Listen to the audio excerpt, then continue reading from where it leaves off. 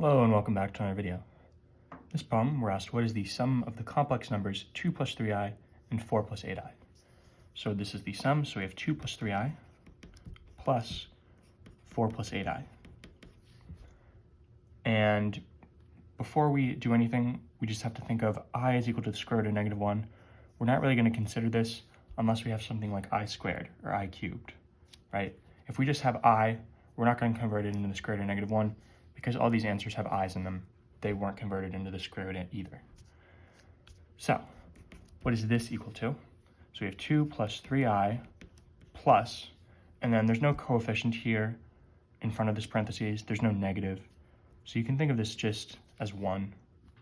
And really, you can think of this as if there's no coefficient listed and it's adding, you don't even have to do anything.